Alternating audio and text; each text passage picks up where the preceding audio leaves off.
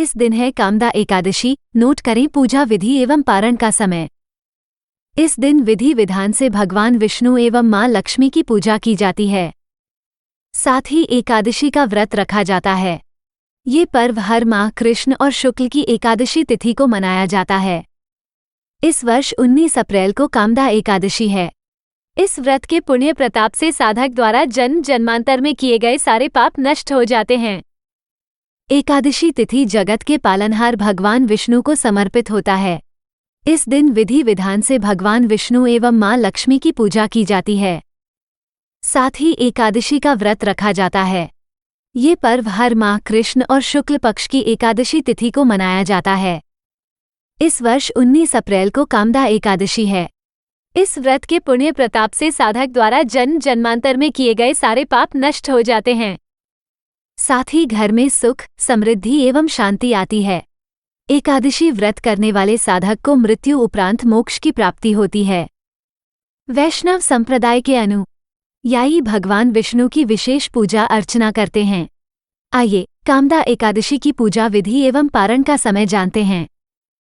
चैत्र माह के शुक्ल पक्ष की एकादशी तिथि पर ब्रह्म मुहूर्त में उठें। इस समय जगत के पालनहार भगवान विष्णु एवं मां लक्ष्मी को प्रणाम और ध्यान कर दिन की शुरुआत करें। अब घर की साफ सफाई करें और गंगाजल छिड़ककर घर को शुद्ध कर लें।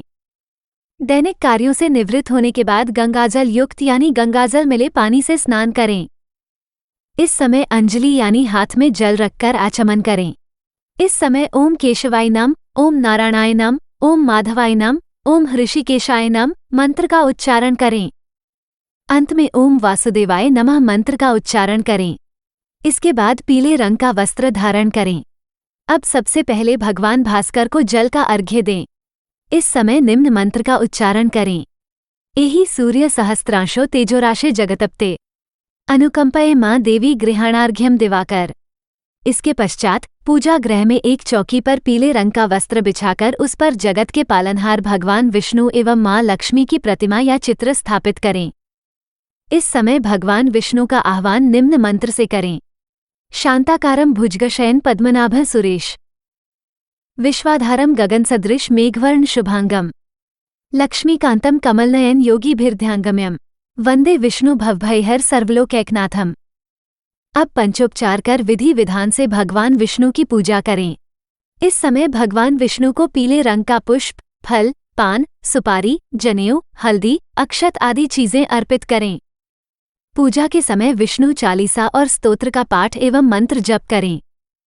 अंत में आरती कर सुख, समृद्धि एवं अर्थ में वृद्धि की कामना करें। दिन भर उपवास रखें। संध्याकाल में आरती कर फलाहार करें। रात्रि के समय कीर्तन भजन कर भगवान विष्णु का सुमिरन करें। अगले दिन स्नान ध्यान के बाद पारण करें। साधक 20 अप्रैल को सुबह 05:50 से लेकर 08:26 के बीच पारण कर सकते हैं। कामदा एकादशी की व्रत कथा। पौराणिक कथा के अनुसार भगवान श्रीकृष्ण ने धर्मराज युधिष्ठिर को कामदा एकादशी की व्रत की कथा सुनाई थी। इनके अलावा भगवान राम के पूर्वज राजा दिलीप ने भी कामदा एकादशी का महत्व और कथा गुरु वशिष्ठ से सुनी था। कथा के अनुसार प्राचीन काल में पुंडरीक नाम का एक राजा राज्य करता था। वह भोंगीपुर नगर में रहता है। राजा प्रजा का ध्यान नहीं रखता था और हर वक्त भोग विलास में डूबा रहता। उसके ही राज्य में एक पति पत्नी रहते थे जिनका नाम ललित और ललिता था। दोनों आपस में सच्चा प्यार करते थे। ललित राजा के यहाँ संगीत सुनाता था। एक दिन राजा की सभा में ललित संगीत सुना रहा था कि तभी उसका ध्यान अपनी पत्नी की ओर चला गया और उसका स्वर बिगड़ गया। इसे देखकर राजा पुंडरीक का क्रोध 7वें आसमान पर पहुंच गया। राजा इतना क्रोधित हुआ कि उसने क्रोध में आकर ललित को राक्षस बनने का श्राप दे दिया। राजा के श्राप से ललित मांस खाने वाला राक्षस बन गया। अपने पति का हाल देख ललिता बहुत दुखी हुई। पति को ठीक करने के लिए हर किसी से उपाय पूछती रही। आखिरकार थक हारकर वह विंध्याचल पर्वत पर श्रृंगी ऋषि के आश्रम पहुंची और ऋषि से अपने पति का सारा हाल बताया। ऋषि ने ललिता को कामदा एकादशी का व्रत करने की सलाह दी। ऋषि ने कामदा एकादशी का व्रत का प्रताप बताया और ललिता से इस व्रत को करने को कहा। ललिता ने ऋषि के बताए अनुसार शुक्ल पक्ष की कामदा एकादशी का व्रत रखा और भगवान विष्णु का ध्यान करते हुए विधि विधान से पूजा अर्चना की।